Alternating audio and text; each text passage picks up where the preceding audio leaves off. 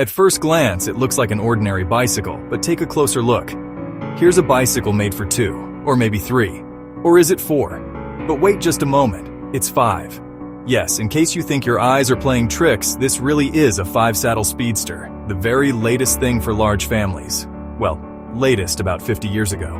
Known as the multi-cycle, it was built in Birmingham at the turn of the 20th century. On a flat road, it could glide along at nearly 20 miles per hour. But come to a hill?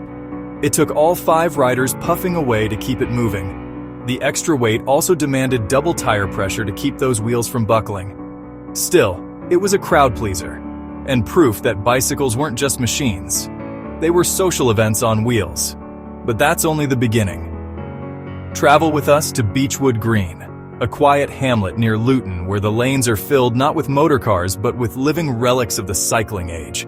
Here you'll find all sorts of ironmongery from the days when great-grandpapa went courting on 3 solid tires. Take this bone shaker tandem tricycle. Its wooden wheels rattle your teeth, but in its day, it was a marvel. All of them are owned and lovingly maintained by local collector Walter Angel, a man who keeps cycling history alive. Here's another gem, a wooden bicycle built in 1862 by James Child of Barnet. It even calls for a spot of feminine assistance from the rear. Ladies were often part of the propulsion team. Imagine pedaling a wooden contraption on rough country lanes. No rubber, no gears, no brakes worth mentioning, just courage and determination. Beechwood Green doesn't hail a bus when there's an Olympia tandem tricycle handy.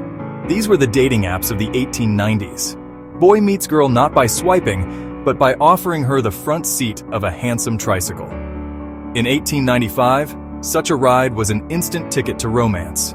Even older is this bone shaker from 1865, one of the earliest pedal-driven bicycles. No one tried riding no hands on this. It would shake the bones out of you. And yet, without this shaky beginning, the modern bicycle would never have been born. For the busy Victorian housewife, something more sedate was in order. Queen Victoria herself rode a similar tricycle around the palace grounds.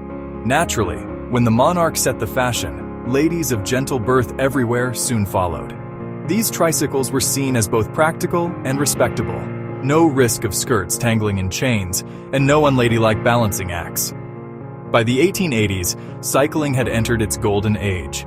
Clubs formed across Britain, races drew cheering crowds, and the bicycle became not just transport but freedom, especially for women who suddenly found themselves able to travel independently. Susan B. Anthony once declared that bicycles had done more to emancipate women. And then there was the daredevil's machine, the penny farthing, with its absurdly large front wheel. Here's Walter Angel again, perched high in the clouds on his 1877 model.